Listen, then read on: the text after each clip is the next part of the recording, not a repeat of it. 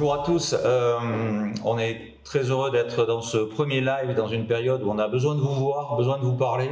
C'est tellement important, nous les gens de la vigne et du vin, d'avoir cette connexion, et puis tellement heureux de vous parler d'un millésime qui nous tient à cœur, qui est ce millésime 2020 dans lequel on a beaucoup travaillé. Le métier de consultant qui est le nôtre pour Hubert de Bois Consulting et Enolab, c'est un métier de passion, c'est très passionnel, c'est un métier dans lequel l'humain est terriblement important et c'est la raison pour laquelle le live vient renforcer cette notion d'humain. Aujourd'hui, on va parler de 4 propriétés ce matin. On va parler des régions de Saint-Émilion, on va parler de Margaux, on va parler des Graves et on va parler de Pomerol. Et d'ailleurs, on va commencer par cette région de Pomerol qui est une merveilleuse région, petite région, mais combien qualitative. Et on va démarrer avec un cru qui s'appelle le Château La Pointe. Et avec l'énologue de notre petite équipe, où nous sommes 4 énologues dans notre activité, c'est une équipe familiale dans laquelle la notion humaine, je vous disais, est très importante.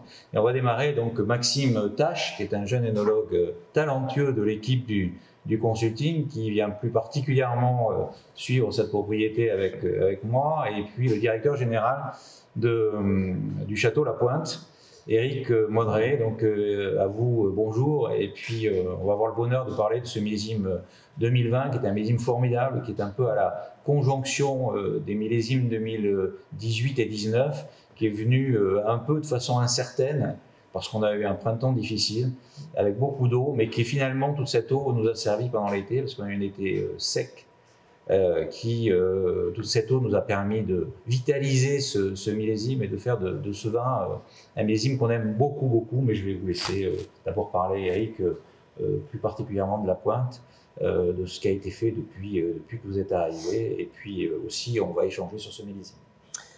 Merci Hubert. Donc, effectivement, je vais vous parler du Château La Pointe que je commence à très bien connaître, puisque ça va bientôt faire 14 ans que j'ai la responsabilité de ce magnifique vignoble.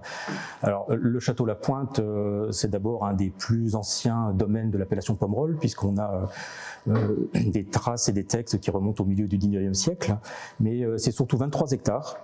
Donc c'est un des plus vastes domaines de l'appellation Pomerol. Alors vu du Médoc, 23 hectares, c'est pas grand-chose, mais 23 hectares à Pomerol, ça donne une vraie responsabilité sur l'appellation. Si je devais caractériser le Château La Pointe, pour moi, ce qui caractérise le château, c'est vraiment le changement de propriétaire en 2008. Ça nous a permis de remettre le vin à son niveau et de retrouver notre place parmi les meilleurs crus de l'appellation Pomerol. Alors attention, évidemment, si on ouvre une bouteille d'un La Pointe avant 2008, on passe un bon moment, on passe même un très bon moment. Le Château La Pointe a toujours produit des vins de qualité, mais disons que tous les professionnels et critiques du vin étaient d'accord pour dire que, disons que le château était en dessous de son potentiel, et en dessous de son potentiel notamment agronomique ou technique. Donc voilà, donc mon travail en arrivant en 2008 avec l'équipe a été de relire dans le détail le vignoble, on a lancé une étude de sol et de sous-sol extrêmement précise, ce qui nous a permis de redéfinir 22 îlots et d'avoir une gestion parcellaire beaucoup plus précise et beaucoup plus rigoureuse. Voilà, donc suite à ça, on a remanié le cuvier, donc on n'a pas dépensé des millions. On avait juste besoin d'avoir des cuves plus petites pour poursuivre le parcellaire pendant les vinifications. Ça a l'air très simple comme ça, c'est pas très compliqué, il faut juste avoir envie de le faire et vouloir le faire, et surtout c'est très long. On a mis plusieurs millésimes à arriver à comprendre dans le détail ce terroir, et je considère que c'est vraiment le millésime 2011 qui est la grande charnière et qui permet d'exprimer vraiment l'identité et le potentiel de la propriété. D'ailleurs, Hubert, vous êtes un des contributeurs à d'avoir permis de révéler tout le potentiel de la propriété, puisque vous faites partie de l'aventure depuis le millésime de 2008. Donc c'est une belle histoire. C'est un travail d'équipe avant tout, parce que oui, on sait qu'il faut du temps pour faire des grands vins, et donc quand on travaille en équipe, il faut se projeter dans le futur, mais il faut aller voir ce qui se passe dans le passé. Et c'était aussi important pour pouvoir travailler d'équipe, parce que personne fait le vin tout seul. En tout cas, moi je ne le crois pas, et on a besoin de se stimuler les uns les autres, de se continuer à se poser des questions, et c'est ce qui a permis vraiment d'aller chercher dans les détails cette propriété. Alors pour parler un peu du millésime 2020, bon, vous avez dit, je ne vais pas répéter, mais effectivement la grande caractéristique c'est cet hiver et ce printemps très humide, très pluvieux, qui nous a fait quelques cheveux blancs de plus pendant le printemps. Pour moi c'est plus que vous. Hein. Ouais, mais je pense que voilà, en quelques années je vais y arriver aussi. Et donc, mais finalement c'est cette pluviométrie qui nous a permis de passer cet été particulièrement sec et particulièrement chaud, qui fait la caractéristique du millésime. On a eu ces petites pluies de début septembre qui ont redonné de l'énergie au vignoble et qui nous ont permis de ramasser des cabernets dans des conditions, des cabernets francs dans des conditions parfaites. Donc vendange historiquement précoce puisqu'on a démarré le 9 septembre pour finir les cabernets le 23.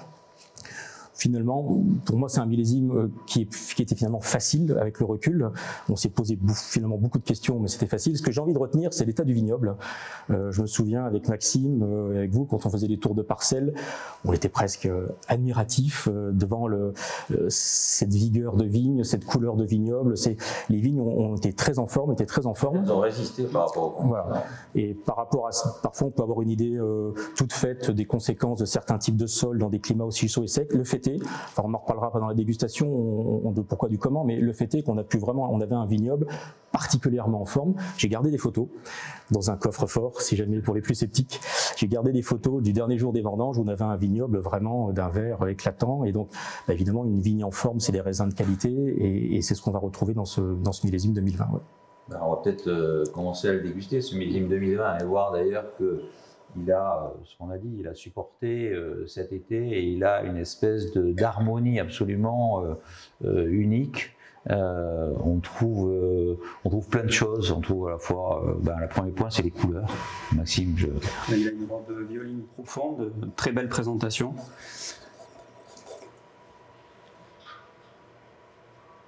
Pour moi, ce qui est surprenant sur ce 2020, c'est qu'on est sur des pleines maturités, mais on est dans un univers de fraîcheur et de légèreté aromatique, et c'est très intéressant.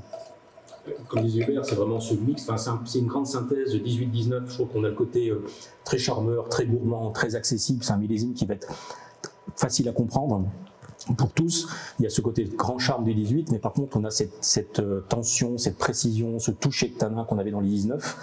Et effectivement, le 2020, c'est une belle synthèse des deux millésimes, effectivement. Je crois qu'il y a une notion quand même qui est importante, c'est vraiment un millésime de consommateur. Alors on dit ça, mais ça c'est un millésime qui à la fois, moi je me souviens de ça, c'était Émile Peynaud qui disait ça, qui était mon professeur, les grands vins, les grands millésimes, ils se goûtent très bientôt, mais ils vont aller dans le temps. Et ce millésime, il a une appétence, il a un toucher de tanin, il a une fraîcheur qui est assez unique. Enfin, moi, en 40 ans de métier, j'ai pas souvent trouvé ça, vraiment peu souvent. Et il y a à la fois cette espèce on a envie, et c'est pas fatigant, on a envie de consommer, une notion d'appétence qui est vraiment caractéristique de ce millésime.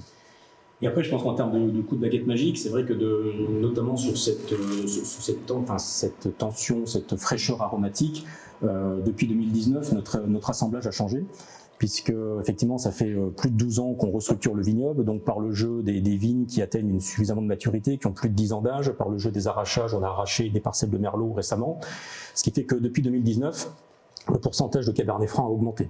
Donc pendant longtemps, l'équilibre La Pointe, c'était 85% Merlot, 15% Cabernet Franc. Là, on passe à 25% de Cabernet. Alors évidemment, la clé des merlots à Pomerol, c'est il faut que la base soit là. Si on a des merlots qui sont en surmaturité et qui sont un peu cuits, on passe à côté du sujet. Donc il faut avant tout des merlots ramassés pile au bon moment. Mais je pense que le fait de passer de 15 à 25% de Cabernet Franc contribue à donner cet éclat, cette fraîcheur, cette grande appétence, comme vous dites, sur le millésime. Je pense que le process mis en place aussi durant la vinification a pu préserver cette palette de fruits frais et cette notion aromatique avec des fermentations à basse température, des extractions modérées et douces, et puis des macérations assez courtes cette année. Alors ça, je crois que c'est hyper important. D'abord, moi je suis un fan du Cabernet, alors il faut le mettre au bon endroit, mais ils sont au bon endroit. Et c'est vrai que ça donne cette fraîcheur, ce toucher de tanin qui est assez extraordinaire et qui donne cette envie de consommer et de boire le vin. Et puis il y a aussi toute la réflexion qu'on a, parce que c'est cette réflexion d'équipe, c'est ça aussi, être consultant, c'est partagé avec une équipe pour essayer d'améliorer, d'avancer. Et on a le sentiment que le travail qui a été fait dans les vignes, puis ensuite après dans les chais, avec ce que Maxime disait, qu'on fait avec l'équipe en général, c'est-à-dire quid de qu'est-ce qu'on va faire sur l'extraction, comment préserver le côté du fruit, comment accompagner, la réflexion sur le bois, la réflexion sur les élevages, sur l'oxygène, enfin, toute cette partie qui fait que le vin il doit avoir cette image, cette représentation de ce qui nous semble être le plus beau, et après évidemment le millésime nous accompagne. Puis c'est ce qui fait qu'on s'ennuie jamais. Enfin, je veux dire, on pourrait considérer qu'à un moment donné, ben voilà, une fois qu'on a exprimé le terroir, qu'on a mis en place les parcelles et que les vins sont bons et qu'ils se vendent, ben qu'on a fini le job. Mais en fait, ce qui est intéressant, c'est que ben on n'a jamais fini de se poser des questions. On se rend compte qu'en creusant, on trouve toujours. Et puis, contrairement parfois à l'idée reçue, le consulting, c'est pas que l'assemblage pour les primeurs. Et on sait très bien tous les trois qu'on passe beaucoup plus de temps à arpenter les vignes qu'à être dans les chais. Donc, c'est aussi ce travail de collaboration qui est intéressant. Mais j'en profite aussi pour dire que je pense que ce millésime 2020, évidemment, c'est le résultat d'un millésime, d'une climatologie favorable, mais je pense que c'est aussi le résultat d'une réflexion et d'un travail qu'on a démarré maintenant il y a 3 ans. Autant il y a presque 14 ans, on s'était reposé des questions de fond et on a actionné les gros leviers qui ont permis de remettre la propriété au niveau attendu. Mais en fait, il y a 3 ans, j'ai profité finalement d'un renouveau important des équipes techniques pour me reposer un certain nombre de questions. J'ai eu envie de me les poser. Je pense qu'il y avait besoin de se les poser par rapport à toutes les questions qu'on doit se poser aujourd'hui sur les enjeux environnementaux, sur l'évolution climatique, sur nos vins. Et ce renouveau d'équipe a été l'occasion de remettre un certain nombre de sujets sur la table, et notamment sur les pratiques culturales. Et ce dont je suis absolument convaincu, c'est que il fallait qu'on redevienne plus précis sur ces pratiques culturales. Donc, c'est de l'agronomie, où on va dire le bon sens paysan, c'est plus à la mode, mais finalement je trouve que l'agronomie c'est pas un gros mot, parce que c'est là que ça se passe, on peut pas faire une bonne œnologie si on n'a pas une bonne agronomie. Et c'est vrai que depuis 3 ans, on est retourné énormément dans les vignes, on a changé nos outils, nos réglages, notre matériel, on a appris à gérer l'enherbement différent, d'être plus réactif, d'être plus dans l'anticipation, moins dérouler la recette. Et voilà, on pourrait en parler des heures, c'est passionnant, c'est le cœur du métier finalement, mais ce que j'ai envie de retenir, c'est que tout ce travail fait depuis 3 ans nous a permis de redonner venant de la vie au sol, parce que là-dessus on n'avait peut-être pas suffisamment porté d'attention à ça, et des sols plus vivants nous ont donné une vigne avec beaucoup plus d'énergie, d'où cette image. Pour moi 2020 c'est ce vignoble particulièrement en forme malgré la sécheresse. Et je suis convaincu que ce travail de fond, ce travail chirurgical se ressent au final dans le verre, parce que on a encore, pour moi en 2020, on a encore atteint une étape supplémentaire en précision, en tension, et tout va dans le même sens. On est dans un sens environnemental, on s'adapte aux évolutions, on s'ennuie pas, donc ça veut dire qu'on continue à se faire plaisir, c'est quand même, on a choisi ce métier-là au début pour ça, et au final, pour le consommateur, on se retrouve avec des vins encore plus justes, encore plus précis, donc c'est des millésimes où on se fait plaisir. La pointe 2020, c'est plus d'énergie, plus de précision et surtout une espèce de toucher de tanin qui est assez incroyable. On est dans du velours, dans une espèce de cachemire là, qui nous prend la bouche et qui ne nous ennuie pas. Alors, notre métier fait qu'on ne s'ennuie pas, mais alors vraiment avec la pointe en 2020, c'est un vrai festival de bonheur. C'est une dégustation qui ne s'arrête jamais. Et j'espère qu'on va pouvoir le faire déguster le plus facilement possible. Déjà, c'est formidable d'avoir les technologies qui permettent d'en parler dans le monde entier. Donc ça, je crois que c'est formidable. Il faut les utiliser. On est très content de le faire. Et puis, on espère que très vite, on pourra avoir la connexion directe et pouvoir les faire déguster réellement. Parce que la finalité, c'est qu'on partage tout ça autour d'un bon repas. Absolument. Un bon repas, bien sûr.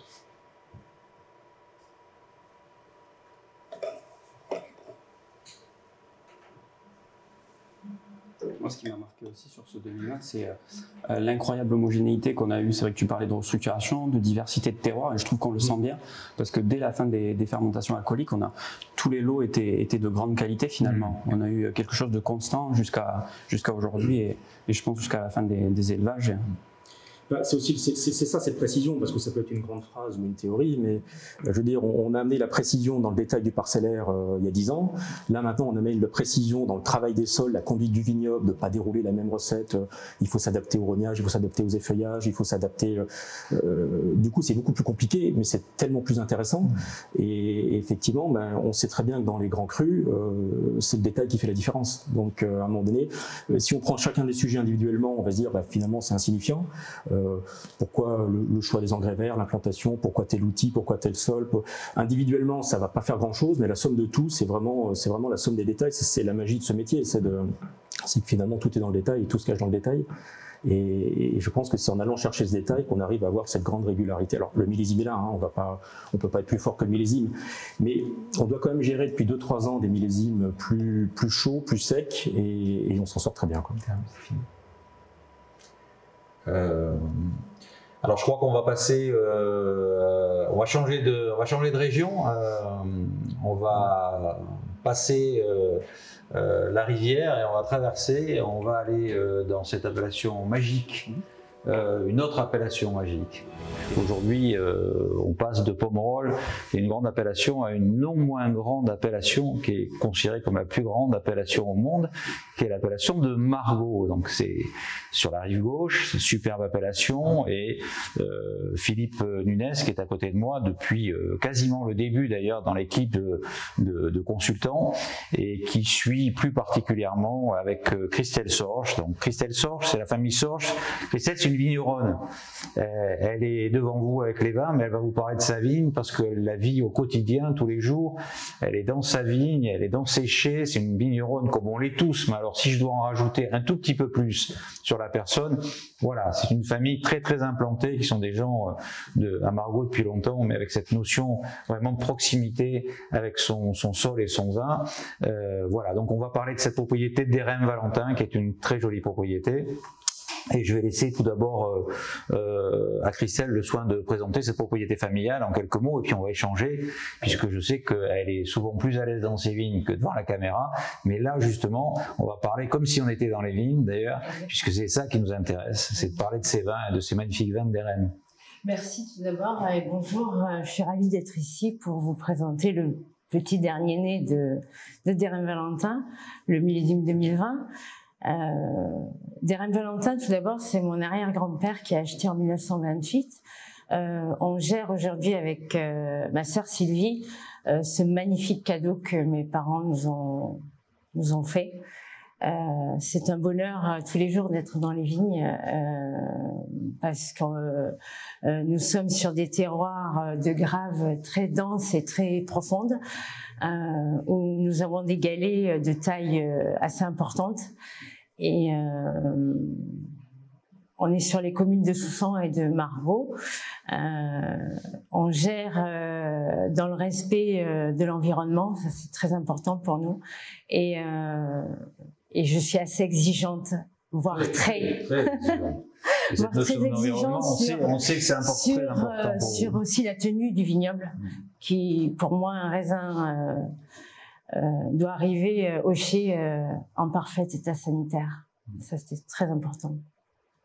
On ne fait des grands vins qu'avec des beaux raisins et surtout sur des grands terroirs. Mais ce qui est le cas, donc il y a le triptyque. Oui. Chez vous, il y a à la fois le côté humain, ce côté passion, il y a ce terroir que l'on connaît, qui nous fascine. Avec Philippe, on en parle très souvent. Il y a un terroir, on va le dire, c'est un terroir de ouf. Nous, on dit ça comme ça entre nous, c'est super. Et puis derrière, il y a cette notion aussi environnementale, mais de précision et de travail de la vigne. Et quand je disais tout à l'heure en introduction, vous étiez vraiment des vignerons, mais comme je crois qu'on l'est tous, c'est important. Mais alors vraiment cette famille qui vit sa terre et ses vignes, c'est important. Et je crois que on a ça dans le sang. Oui. La qualité du produit s'en ressent.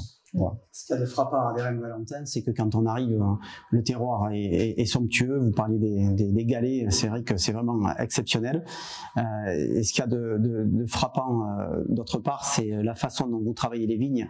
On est dans la haute couture, dans le jardinage, c'est toujours tiré au cordeau et toujours irréprochable. Le jardin à la française. Margalès, c'est comme ça qu'on dit. Peut-être.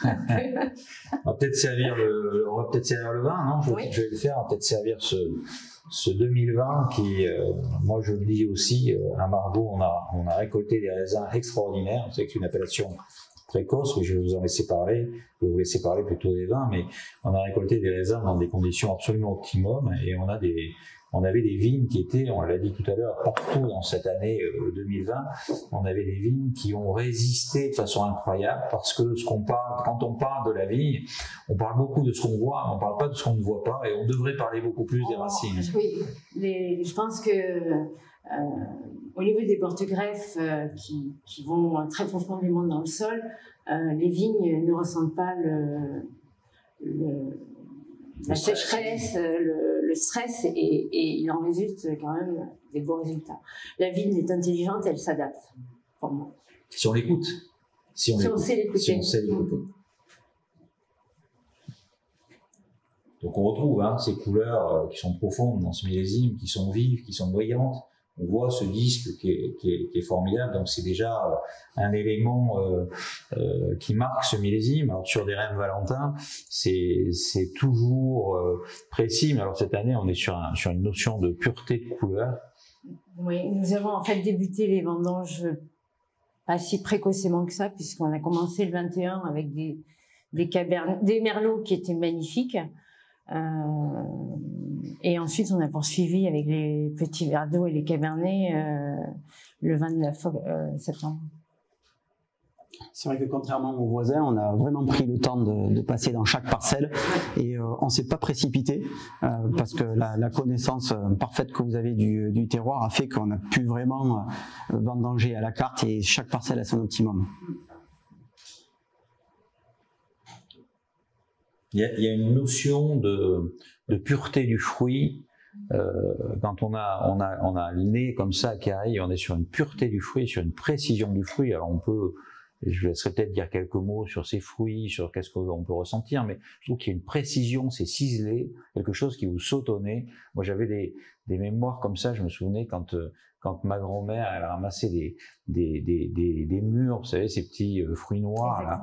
Et ils n'étaient pas cuits, mais juste au moment où on les rentrait et que ça commençait juste à être dans le faitout avant de faire la confiture, il y a des petites odeurs comme ça qui éclatent dans le nez. On a envie en même temps. Les fruits sont purs. Moi, ce que j'aime beaucoup au niveau aromatique, c'est qu'on retrouve la précision qu'on a dans les vignes. Et vous parliez tout à l'heure de raisins en parfait état de maturité quand on les vendange, et on retrouve cette pureté aromatique dans le verre. Ce qu'on a à la première dégustation, là, quand je déguste, alors c'est vrai que c'est notre métier de consultant, je rajoute, c'est pas notre métier de consultant, c'est pas simplement d'être là au moment du vin qui est fini. Je crois qu'on partage ensemble beaucoup de choses dans la période de l'année. Et on a vraiment besoin, parce que parfois on a un peu la tête trop dans nos exploitations et on a besoin d'un regard un peu extérieur pour nous réveiller. C'est un vrai bonheur, cet échange. Et moi je me souviens quand tu étais dans les vignes, qu'on est passé juste un peu avant les vendanges, surtout Philippe qui est plus que moi. Mais là je retrouve cette notion, la première dégustation, c'est le fruit qui éclate dans la bouche. Ça, c'est extraordinaire. On a vraiment cette notion du fruit. Il éclate dans la bouche, là. Ça vous éveille le palais, ça vous donne une espèce d'énergie formidable. Et ça, je trouve ça, c'est le premier, vous savez, c'est toujours pareil. La première rencontre qu'on a avec un vin, c'est quoi? C'est l'œil, c'est la couleur, etc. On est plutôt conquis. Et puis, la deuxième rencontre qu'on va avoir, c'est de la bouche. Et la deuxième rencontre, elle est, waouh! On se dit, là, quelle énergie, et sur des Rhèmes Valentin cette année, il y a une vraie énergie et une pureté, un côté, je disais, ciselé du nez, mais aussi dans la bouche. C'est un joli mariage de subtilité et de gourmandise pour moi. Moi, j'aime bien le mot de gourmandise, parce que c'est gourmand. D'abord, je suis gourmand, et puis je crois que la gourmandise, ça fait partie de la vie.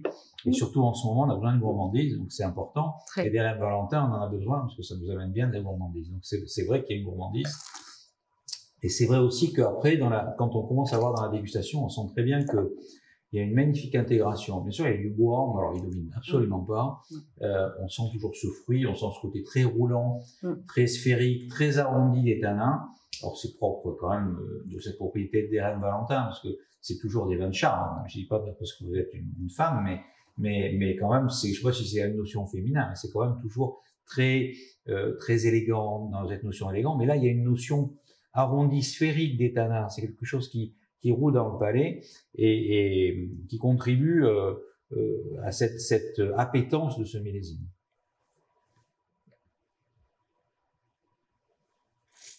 On a vraiment une belle finesse et une belle délicatesse au niveau des...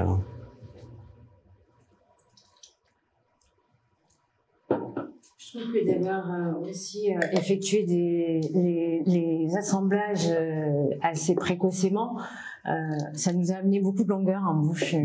C'est assez impressionnant. Moi, je terminerai par cette longueur, parce que c'est dans la dégustation, c'est comme ça, c'est pas une photo, hein, c'est comme un film qui se déroule, vous avez des moments, et cette fin de dégustation, elle est super, parce que on sent que ça continue, hein, la dégustation ne s'arrête pas, les gens vous parlaient de notion de Podali, là ça dure dans la dégustation, mais c'est une dégustation de fraîcheur, on sent que cette tension derrière, j'ai plus exactement les proportions de cépage, vous pouvez nous redire ça on est à 50% Merlot, 49% de Cabernet Sauvignon et 1% de Petit Verdot. Voilà. Et moi, je trouve que alors, le Petit Verdot à 1%, il contribue sûrement à l'éclat des Valentin. Moi, je ne pourrais pas dire que je les trouve. Par contre, des Cabernet Sauvignon qui sont bien mûrs, mais qui donnent cette côté épicé, cette finale tendue, cette fraîcheur, et donc, je disais, cette élégance, on a une élégance qui se poursuit, ça s'arrête pas, cette dégustation. Et vraiment, moi, j'ai beaucoup de plaisir à goûter ce 2020. Merci. Je crois, et un grand millésime à Bordeaux, et particulièrement pour des Valentin, je pense, un des superbes millésimes, et surtout, ce sera un beau millésime pour le consommateur, ça c'est sûr. Oui, je pense que depuis, on a vu un virage sur 2018 où on a quand même une pureté aromatique qu'on a pu travailler ensemble. On a fait des petits ajustements qui ont été très bénéfiques pour des REM. Quand on parle de longueur, on a aussi travaillé sur le temps d'élevage où on a décidé en fait de poursuivre un petit peu ces élevages. Et ça fait la différence. Exactement. On travaille quand même beaucoup aussi sur cette notion de ce que vous faites dans le vignoble, c'est-à-dire cette notion de précision. On est dans un environnement dans lequel c'est très important pour vous, c'est très important pour nous de garantir cet environnement. Et ensuite, c'est très important aussi d'avoir dans les vins cette notion de pureté, de précision avec pureté jusqu'à la fin. Donc on fait un gros travail pour que plus la pureté est importante, plus le terroir de l'Hérène Valentin va surgir et va être présent dans la dégustation.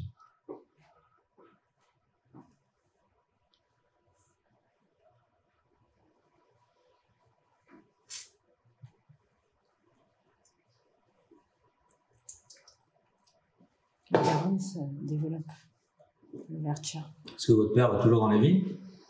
Un peu, oui. C'est sa balade quotidienne du matin. C'est vrai que vous êtes un peu né dans ce vignoble, donc. Totalement, oui. On est né, on a vécu tout le temps sur place. Même si moi, je me suis un peu éloignée quelques années, je suis revenue quand même sur les terres. Et moi, je trouve que c'est ce qui explique en fait toute cette précision, toute cette fraîcheur, cette précision et cette exigence. En fait, je la comprends puisqu'en fait, quand on voit le vignoble exceptionnel qu'est des Rhèmes Valentin, on a envie toujours d'avoir cette exigence et ces qualités de vin avec ces longueurs. Et je comprends que vous soyez tout le temps comme ça exigeante et avec vous-même et avec les personnes avec lesquelles vous travaillez. Je dois à ma famille aussi d'être parfait parce que ils nous ont quand même ils nous ont permis de reprendre avec ma sœur, donc je trouve que c'est important de leur rendre un minimum de travail. Ça, c'est un élément qui est frappant aussi à des Valentin. Chaque fois qu'on arrive sur place, on vous trouve toujours ou dans le chai, ou dans les vignes, et toujours en famille. Ça, c'est vraiment... C'est important pour nous. Et le vin ressemble. Il y a aussi de l'humain. Normalement, oui. Il y a de l'humain dans le vin. Ça devrait les vins ressemblent à leur transpirer. propriétaire, toujours. Et donc cette notion humaine, pour nous, consultants, est très importante. D'ailleurs, les relations qu'on peut avoir, relations de confiance, qui font que, on n'est pas là pour dire c'est comme ça, c'est pas un livre de cuisine, on n'a pas des recettes comme ça toutes faites, mais on partage des choses et on avance. Mais dans l'échange, voilà, on échange. Et je crois que ça c'est important et ces relations de confiance sont privilégiées. D'ailleurs, globalement, avec les gens que l'on conseille, et particulièrement Margot, avec les sorts, on peut dire ça. Oui, ça nous ensemble, complètement. Ouais. Alors, nous continuons notre périple et nous allons aller traverser une nouvelle fois une rivière, aller dans une très belle appellation, qui est l'appellation des Graves, et aller dans une des plus belles propriétés des Graves, grande et belle propriété, qui est le château Chantegrive. On aura toujours, qui s'incruste beaucoup aujourd'hui, Maxime Tache, qui est beaucoup sur cette propriété, mais avec bonheur et avec talent. Et puis on aura, c'est aussi une propriété familiale dans laquelle moi j'ai beaucoup, il y a beaucoup d'humains et il y a beaucoup d'affection aussi avec la famille Lévesque. C'est Marie-Hélène qui sera là pour nous parler plus particulièrement de cette très belle propriété, qui est une propriété qui lui tient beaucoup à cœur, qu'elle dirige avec brio d'ailleurs, en étant à la fois aussi dans ses vignes, parce qu'elle adore ça. On se retrouve dans les vignes, dans les chais, mais elle a aussi une capacité à faire parler de cette propriété en traversant le monde et en essayant de faire parler de Chantegrive, qui est une propriété qui est, je dirais, mixte, puisqu'elle fait des très grands vins blancs et aussi des très grands vins rouges. Voilà, Marie-Hélène, tu vas nous parler de cette propriété, je sais qu'elle te tient particulièrement à cœur, et donc voilà, nous t'écoutons parce que je crois que les gens qui nous regardent ont envie de savoir, ont envie d'écouter, et que tu leur parles de ce lieu magnifique. Des petits secrets de Chantegrive. Non, en fait, c'est une propriété familiale qui a été créée par mes parents en 67. Ils ont démarré avec seulement 2 hectares. C'est quand même... Bon, cette propriété, elle a été créée, est partie de rien. 2 hectares qu'ils ont achetés en vendant une collection de timbres. C'est la petite anecdote et le petit secret qu'ils en aient plus un. Ils ont développé ça par petites touches. C'est une région qui était très morcelée, donc ils en ont profité pour progresser lentement, mais dans les années 80, ils avaient déjà 80 hectares, et maintenant, nous exploitons 96 hectares. Donc, ce sont vraiment 2 passionnés et très patients aussi. Ils sont passés 500 fois chez le notaire pour réunir ce puzzle qui était Chantegrive. Maintenant, on a quand même réussi à réunir des gros blocs sur 3 communes, Podinsac, Virlade et Illas. Donc, elle est située au sud de Bordeaux, dans la très belle région des Graves, cette propriété, avec un terroir assez propice à la production de très grands blancs, et comme on dit, qui peut le plus, peut le moins, pourquoi pas les rouges. Donc, 60% du vignoble est planté en rouge, avec les Cabernet Sauvignon et Merlot, et un tout petit peu de petits verres d'eau. Et les blancs, Sauvignon, Sémillon et Sauvignon gris. Le terroir, donc, je disais, est assez particulier, puisqu'on est protégé de la façade atlantique et de l'océan et de ses intempéries par cette forêt landaise d'un côté, et de l'autre côté, à l'est, on a la Garonne qui tempère et qui régule les températures. Sur un sol, bon, on est sur l'ancien lit de la Garonne, donc des graves, des cailloux très impressionnants. Et ces cailloux alors ils ont la particularité d'emmagasiner la chaleur pendant la journée et de la restituer la nuit, donc ça évite les amplitudes de température. Et ça, je crois que c'est très important pour la maturité des raisins. Donc, Chantegrive, c'est dirigé effectivement par, essentiellement, je gère ça depuis maintenant à 100% depuis une dizaine d'années. Avant, j'avais la chance d'être avec mes parents. Et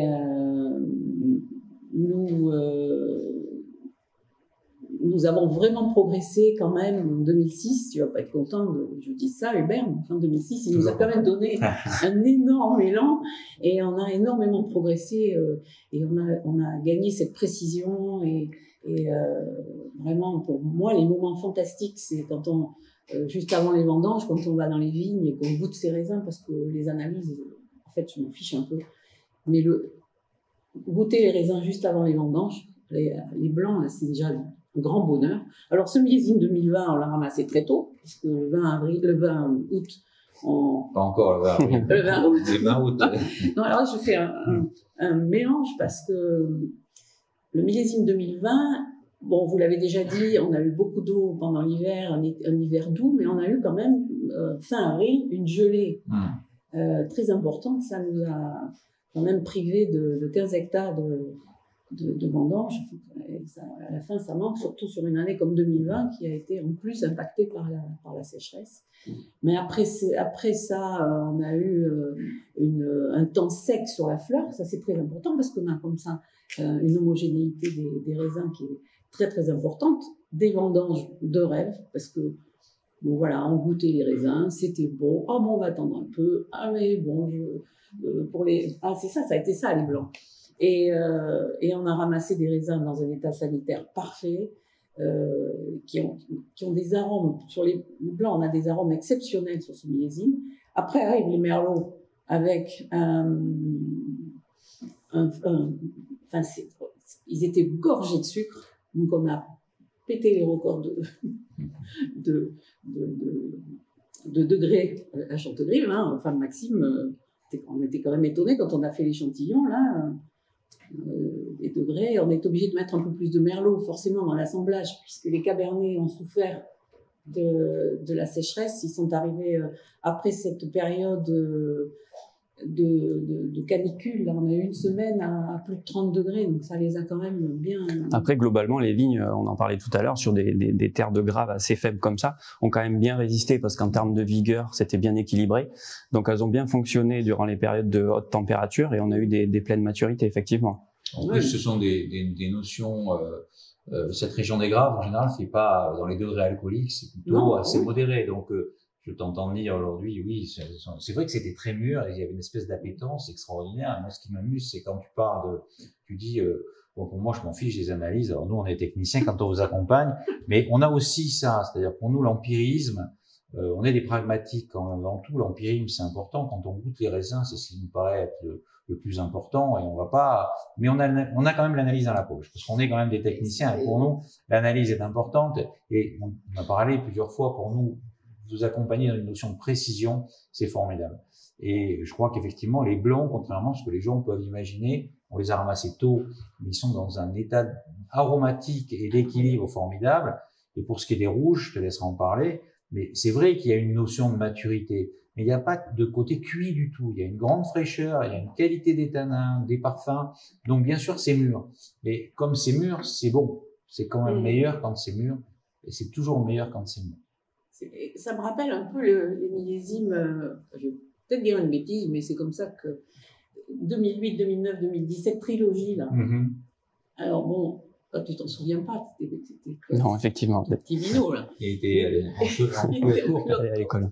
Mais 2008, 2009, 2010, 2018, 2019, 2020, à part que le 2010, il était solaire, bon, on faisait pas les vins comme maintenant aussi, hein. Mais 2020, il a une énorme structure. Je pense qu'on peut avoir une vraie comparaison, mais on sait très bien que la comparaison n'est pas la raison, hein, mais on peut avoir une comparaison 2010-2020 dans certains endroits à Bordeaux avec des vins qui sont charpentés, qui ont une structure, qui ont une maturité, mais il y a peut-être un peu plus d'équilibre, c'est-à-dire en 2010, c'était quand même extrêmement solaire, il pouvait avoir de temps en temps petits excès. Là, je trouve que dans 2020, il y a des équilibres, une harmonie notamment, on a privilégié le fruit, bien sûr. Hein. On pourrait d'ailleurs peut-être commencer à goûter, parce qu'on a deux vins à goûter. Et ici, on fait des blancs et on fait des rouges. Alors, sur les grains, on peut faire blanc, rouge et en plus, à Chantegrive, on fait deux blancs. En plus, on fait deux blancs, oui. Alors, tu vas en parler. Un blanc dit classique, qui est vinifié en cuve, et cette cuvée Caroline, qui est vinifiée en barrique à la bourguignonne. Donc, on fait des macérations pelliculaires, les vinifications, les fermentations se passent en barrique, dans des barriques de 9% pour 50%. Alors la couleur, bon, bah, c'est encore un bébé, hein, 9 mois de barrique, on n'y est pas encore. Tu as dit à la bourguignonne, c'est pour ça d'ailleurs qu'on peut le voir, d'ailleurs c'est encore un peu trouble, parce qu'il y a ces lits, ces sédiments qui font partie de l'élevage, ça c'est normal. On les bâtonne 3 fois par semaine encore, donc c'est difficile d'avoir un... Le but, c'est pas de faire un bébé aujourd'hui, d'en faire un adulte, on présente. Mais là, on est frappé par le côté aromatique. Il y a un côté aromatique extraordinaire. Il y a une espèce de panoplie de fruits, floral aussi. C'est très fleur blanche. Du fruit exotique aussi. On fait la barrique amène ce côté pêche, un peu fleur de pêche, fleur de pêcher. Oui.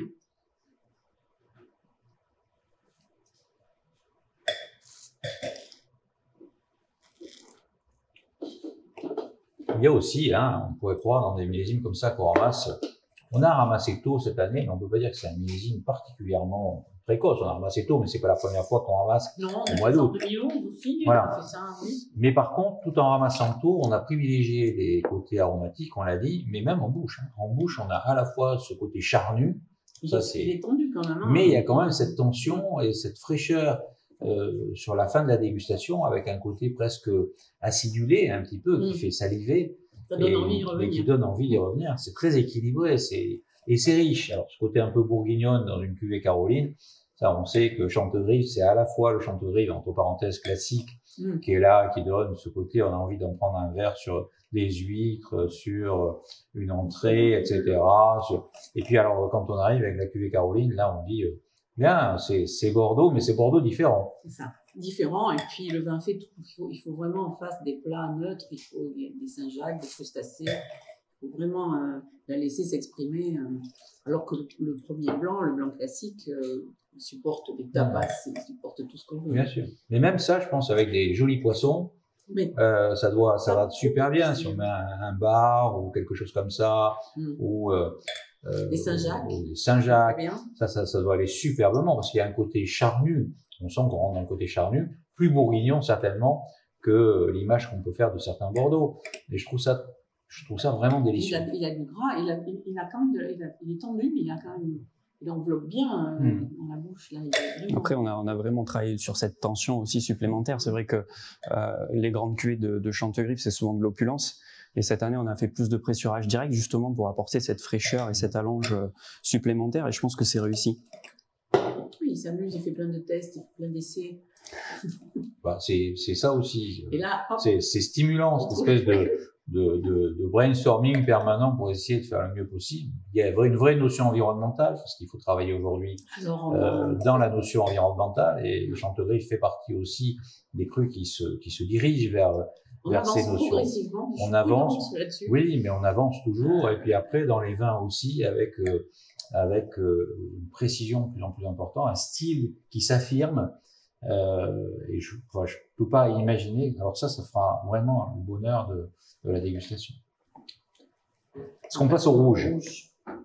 On passe au rouge. Alors tu peux peut-être nous parler de l'encépagement des rouges? Alors, là, on va avoir seulement sur cet assemblage 30%, je vais faire un tour. 30% de Cabernet et 70% de Merlot, parce que la quantité de Cabernet entre le gel et la sécheresse a quand même pas mal diminué. Mais moi, je suis ravie parce que ces Merlots, j'ai jamais vu des Merlots comme ça à Chantegrive. Ça fait quand même. J'ai poussé les tuyaux moi aussi, hein, comme la précédente viticultrice quand j'étais jeune. Et je n'ai jamais vu des vins comme ça. Enfin, franchement. Alors, couleur, c'est caractéristique de ce millésime 2020 où il y a des couleurs que je trouve extrêmement vives. Alors ça, vous savez, quand on regarde le vin déjà, c'est une première lecture. La première lecture, c'est de se dire ce vin, il a déjà cette couleur est tellement vive et tellement sur des côtés violettes au début, mais tellement précise, c'est que certainement il y a un équilibre. Et on va le retrouver en bouche, hein. Mais le rouge est profond, très intense en termes de matière colorante, très brillant. Le nez est très élégant, on a ce côté juteux du fruit qui ressort bien, on a des notes épicées aussi. C'est vrai qu'on a ces notes d'épicé qui sortent, qu'on n'avait peut-être pas dans beaucoup de vins, mais c'est déjà épicé. On les avait en fin de dégustation, dans d'autres, mais là, c'est les notions épicées. Et là, on est à, tu m'as dit 70 Merlot et 30% Cabernet. Et la notion du Cabernet, on sent qu'ils étaient bien murs parce qu'il y a un côté épicé. Ils n'étaient pas abondants, mais très mûrs. Et les baies étaient toutes petites. On a ramassé des baies grosses comme des grosses myrtilles. Alors, forcément, il n'y a pas beaucoup de jus dedans, mais ça n'a pas du tout altéré la qualité, au contraire. On le sent en bouche, hein, ce côté rond, sphérique, onctueux du Merlot, mais le Cabernet ramène quand même de la structure tannique et de l'allonge, du coup. C'est du velours, ça aussi. Hein. Alors là, il y a cette notion vraiment très veloutée, on pourrait presque dire qu'en bouche, c'est presque du taffetas, quoi. C'est tellement ça caresse le palais, c'est vraiment génial. Mais derrière, on sent on est porté, quoi. Il y a le gant de velours, mais derrière, il y a une belle main qui prolonge la dégustation et on est tenu dans la dégustation. On n'aime pas beaucoup quand les vins tombent comme ça, sont fuyants. Ce qu'on peut faire aujourd'hui, ce qui est important, c'est qu'avant tout, il y a un terroir à Chantegrive et qu'on sent très bien que ce sont des terroirs qui sont faits pour porter des vignes. C'est pas le contraire, on n'a pas mis des vignes par hasard. Et le vin est comme ça, cette profondeur, et on sent que ça tombe pas, c'est pas quelque chose qui est fait, c'est pas un artifice. Le technicien ou les techniciens que nous sommes, nous, que vous êtes aussi, mais que c'est une notion technique que l'on partage, elle est terriblement en retrait. C'est le raisin qui est important. Après, nous, on essaie d'optimiser, on essaie de faire en sorte que tout ça, ça se passe bien, mais on sent bien que quand les conditions sont là, le vin est grand. Le vin est grand.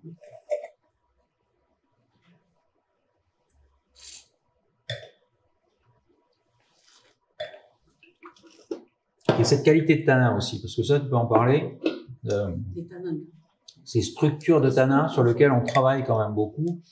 Faire un vin avec des tanins, c'est facile. Faire un vin avec des grands tanins, c'est d'abord, il faut avoir le terroir, il faut avoir la vigne avec des âges, et puis il faut savoir doser. Je parlais tout à l'heure, on est là pour, et je crois que c'est un peu comme un chef d'orchestre, on est là aussi pour, et plus on avance, plus on se dit qu'on doit être un chef d'orchestre discret. Être là, mais discret. Mais être là, bien sûr, mais discret. C'est-à-dire qu'il faut pas vouloir dominer il faut être là et l'accompagner. Et là, on sent vraiment ça. Les tanins sont très élégants.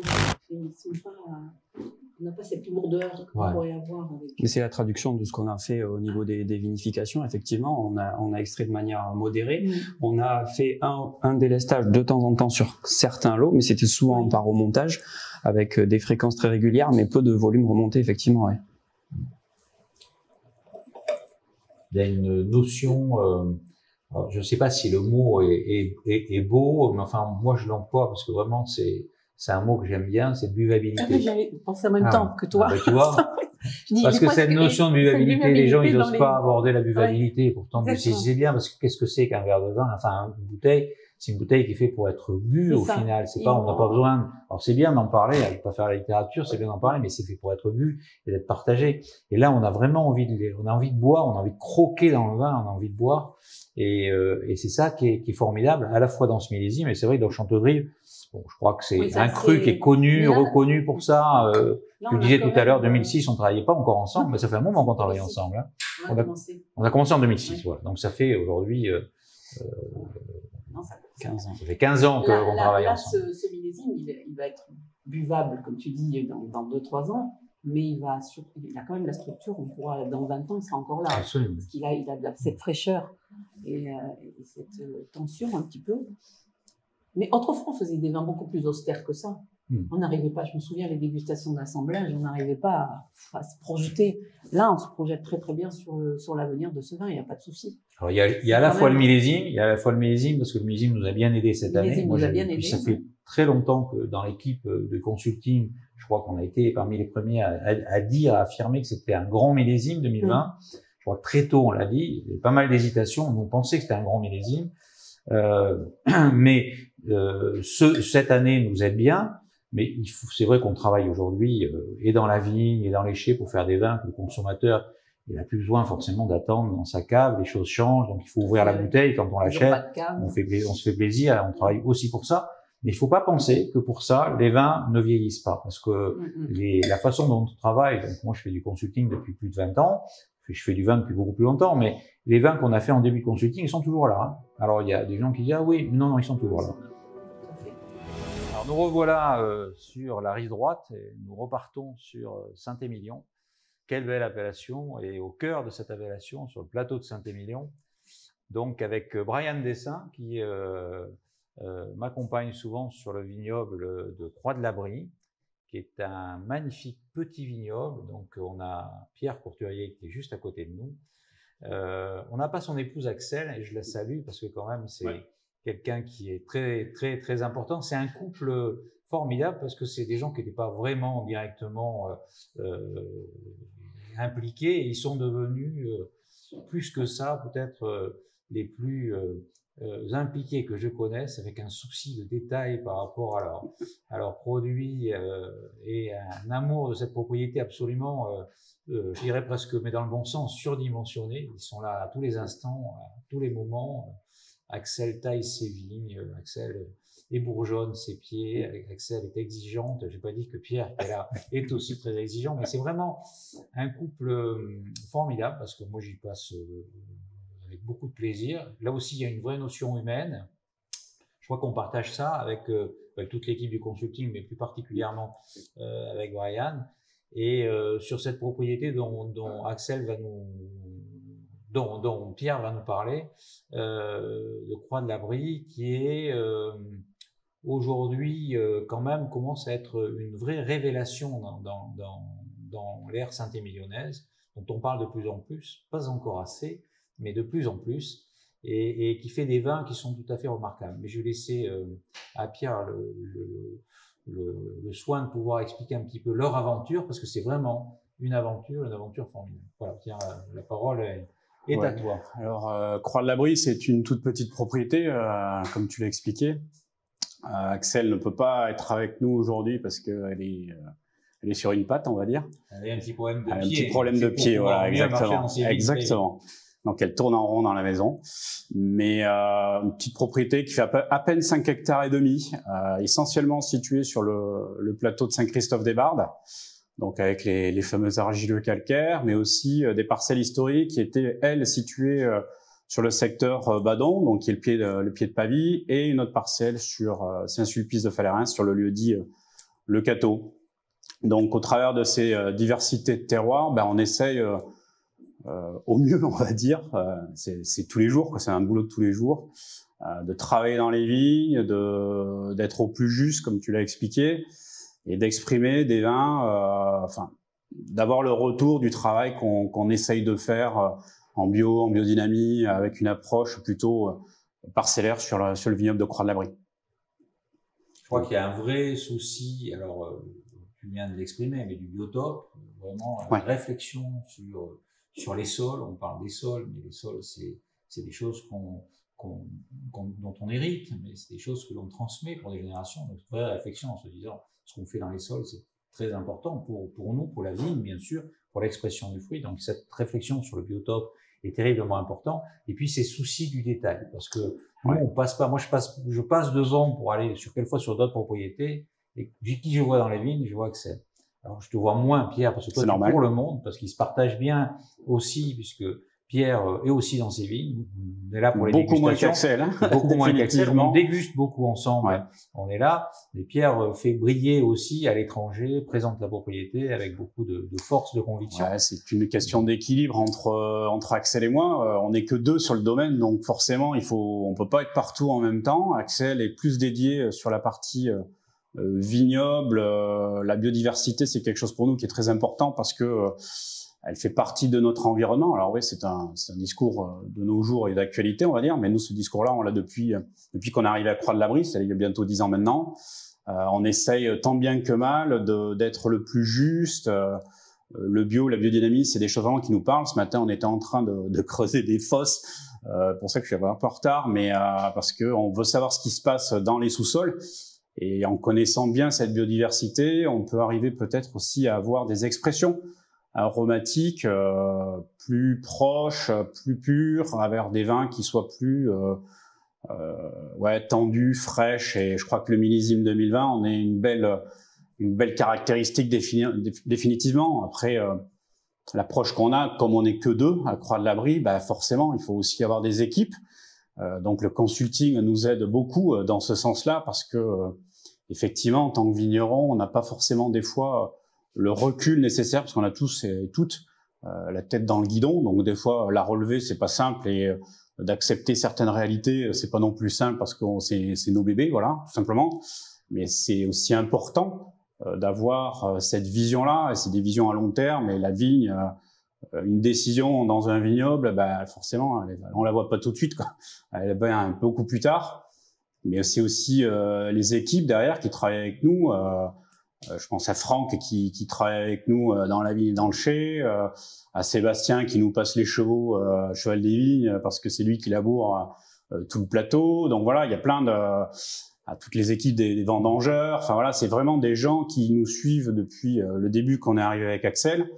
Et toute cette somme de petits détails font que à deux, on arrive à avoir cet équilibre-là. Mais c'est une vie de tous les jours. Et l'année dernière, à la même époque, enfin au mois de avril 2020, on était un peu pétochard parce que le gel était là, on était dans les vignes. Ben, ça va peut-être se passer la semaine prochaine aussi, c'est la vie des vignerons. Mais ce que je trouve formidable c'est le jeu, quoi. Dans Croix de l'Abri, c'est qu'à la fois, il y a, tu en parlais, cette recherche sur cette notion environnementale, le travail dans les sols, de la vie des sols, de la vie des vignes au travers des sols. Mais il y a aussi à côté, parce que c'est pas toujours le cas, parce que quelquefois on est aujourd'hui dans une période où tout ce qui est environnemental, tout ce qui est préservation de nos biotopes, c'est essentiel. Mais à côté de ça, on n'a pas le droit de ne pas être précis, de ne pas travailler dans la précision et dans la pureté.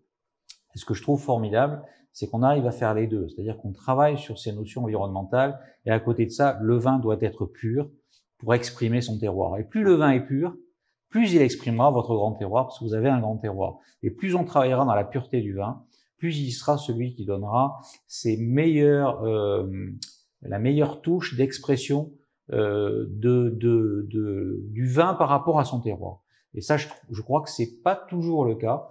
Hein, Brian, quand on déguste ça, parce que c'est vrai que les notions de pureté, on y travaille beaucoup, les analyses, Et vous avez raison. Et ce qui est vraiment bien à Croix de l'Abri, c'est qu'au final, ça reste une très petite propriété, mais avec plein de terroirs différents. Et ce qui permet justement d'avoir ces différents arômes, etc., et de pouvoir ramasser les raisins à différents moments, au juste moment, pour se permettre d'avoir toute cette précision dans les vins. Et je trouve ça génial. Ouais, c'est exactement ça.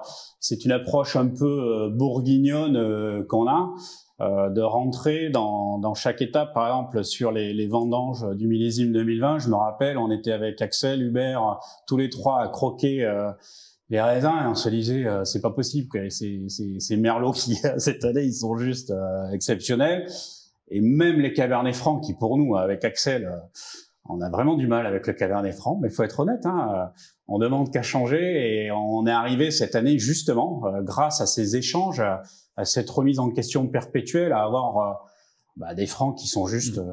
Mais qui viennent donner ce petit relief, cette complexité. Alors, il faut qu'il soit grand, c'est sûr.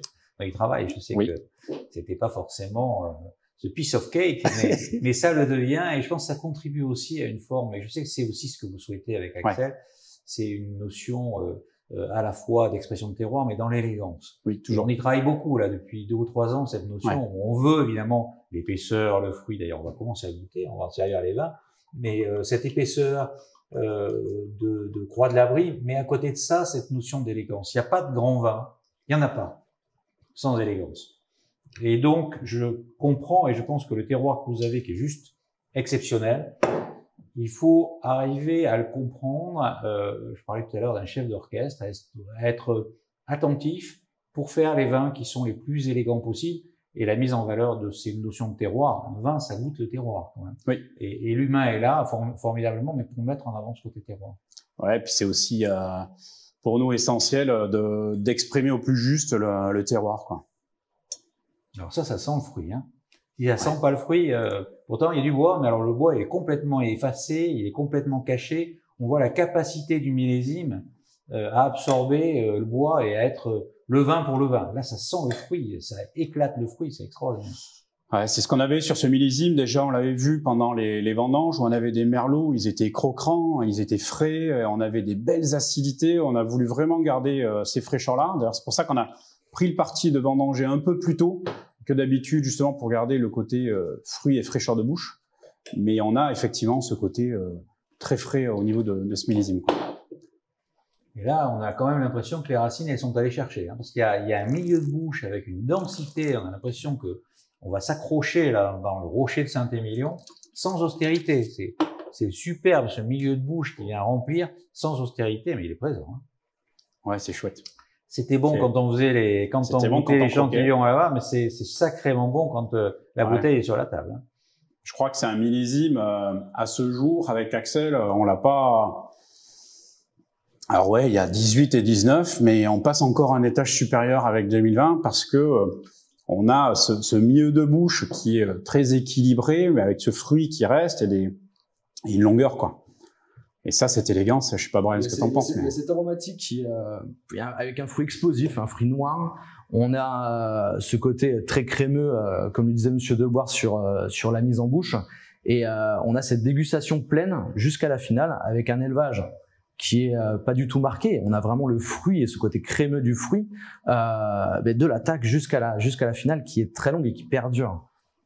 Et sur ce millésime, ce sentiment crayeux, ce que j'aime bien, parce que là c'est vraiment cette notion du salin, crayeux, cette notion du sol. Il faut savoir qu'on est en grande partie sur ce plateau. Oui. On a des calcaires profonds extraordinaires. Ces calcaires, ils sont extraordinaires parce que quand il a plu beaucoup pendant le printemps, ils se sont gorgés d'eau et ils sont intervenus comme une espèce d'éponge. Tout à fait. Et quand il a fait sec, la vigne, elle était super, elle vivait dans des conditions formidables. Ah ouais.